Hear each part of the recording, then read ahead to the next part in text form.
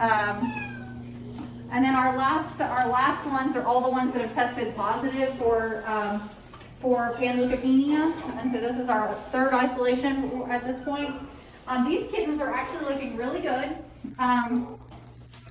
We're going to use our in-house cat and pull some blood off of him and get some plasma from him to do a plasma transfusion on these guys, just to give them a little immunity to the virus, in hopes that their immune system will be able to fight it off with what we're doing currently. These guys are getting sub-Q fluids very frequently. They're getting antibiotics for gut antibiotics and upper respiratory symptoms. They're getting eye ointment also, and then an antiviral supplement, as everybody is getting. And then we have a group of healthier kittens up front that we're having to disperse and feed, which I bet that mama needs more kittens. So who's crying? She wants her kittens back so she can feed them. But my problem is that we're running out of isolation space, right? So we're having to use different rooms that aren't normally isolation. So we're having to really keep everybody separate, even from themselves, because although they were all exposed, if we can limit the exposure time, that will help with their care. So, and the likelihood of them not getting exposed if we can possibly have it.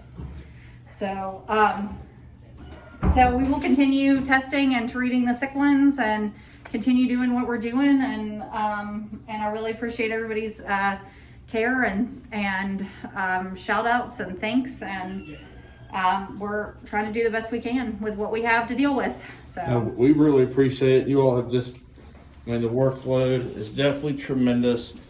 And even through all this, you know, once these babies and these mamas are well, you know, you're going to have 30 some spay neuters to do as well. Yeah, and absolutely. Vaccines and this is Little Shrimp. Actually, he was one that we actually almost considered euthanizing because he looked so bad.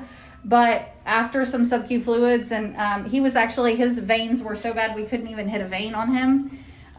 And we afterwards, like, we gave him some sub-Q fluids just to help. And after just a little bit of sub-Q fluids and some medication, he was up jumping around and feeling a lot better. So he's our Little Shrimp. He's kind of a little guy. His little eyes are pretty rough, and he may not be able to actually be visual when we get to it.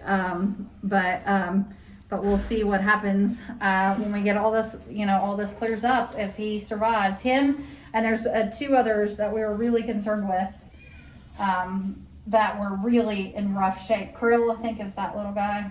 Is that Krill? But there was two others that we really almost gave up on. But after we gave them some sub-Q fluids and they were up, they were feeling really bad. So, but they are feeling a heck of a lot better now. Clearly we're having problems keeping them in the cages. So that's a good sign.